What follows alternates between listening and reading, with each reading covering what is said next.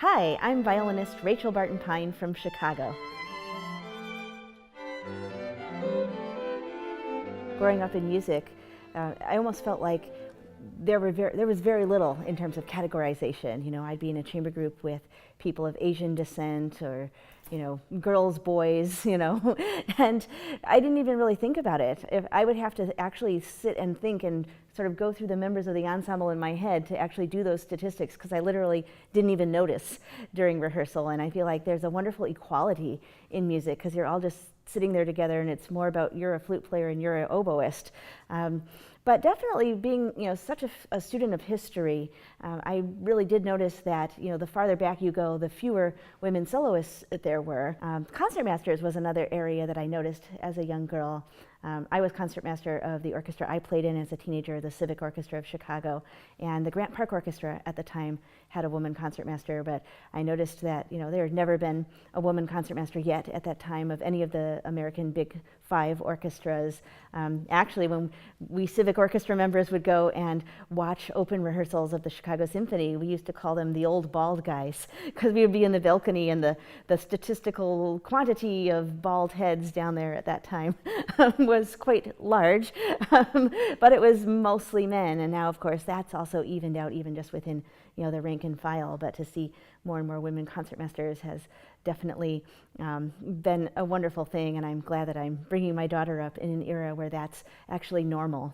It's interesting because my daughter has very much gone in the direction of composing. She's quite young, and I have no idea how her life is going to go, but she's expressed a big interest in composing. And when she was only 4, she'd been playing the violin about a year and a half, 2 years, and she said to me, "Mommy, why have I never played a piece of music by a lady composer?"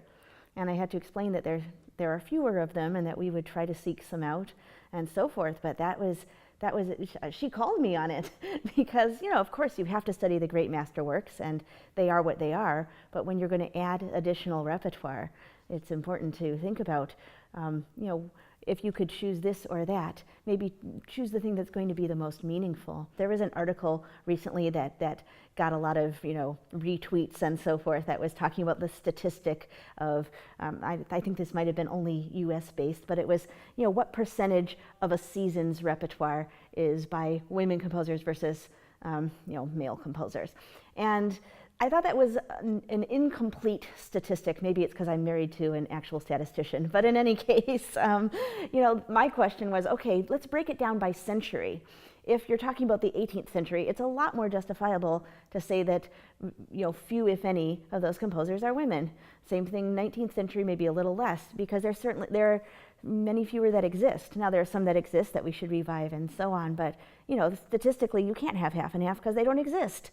Now, if you're talking about the 21st century, it should be pretty darn close to equal. So I want to see that statistic. There's also another piece of the conversation, which is what are popular works versus lesser known, unusual works, right? So it's a whole different discussion to say, should we replace Beethoven's Fifth with the Amy Beach Gallic Symphony than to say, should we replace the Smetana Third Symphony? I'm making that up. I don't even know if there is one.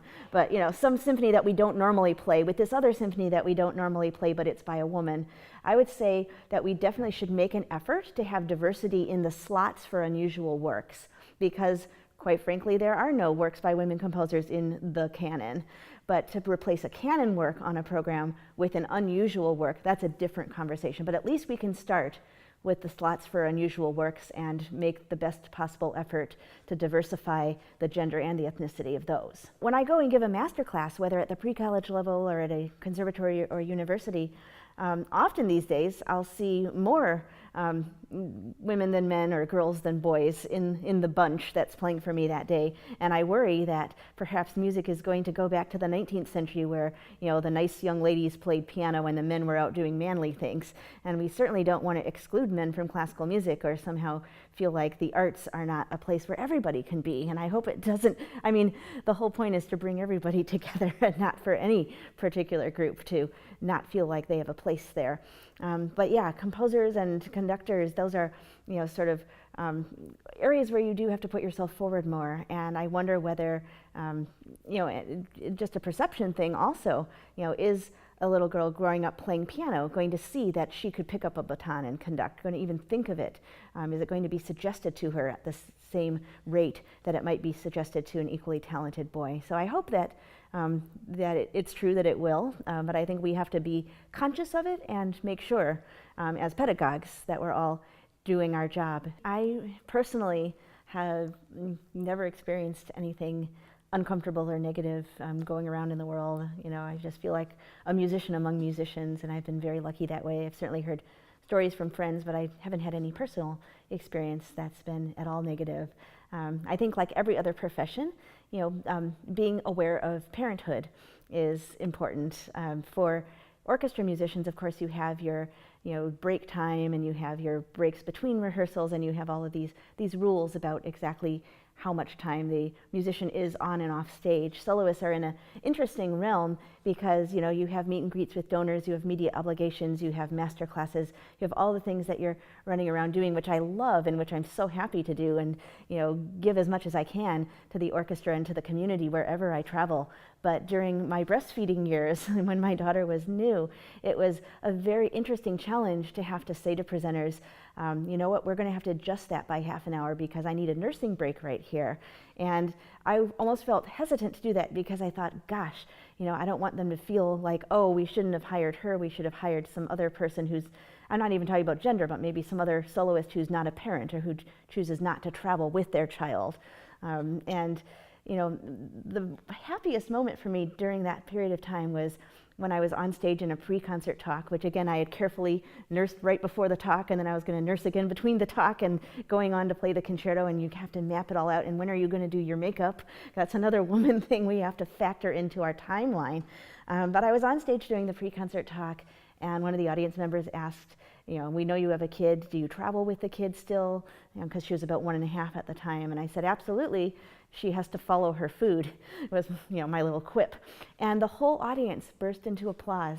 And I thought, isn't that amazing? Because first of all, they're applauding, you know, toddler nursing, but that they were also applauding my choice to travel with my daughter and to be a concert artist who's still being a mother. And that was really a meaningful moment to me. People often ask me who my favorite violinist is, and I like so many different things about so many different people. I hesitate to name one name, but actually my musical hero of all musicians really is Maud Powell.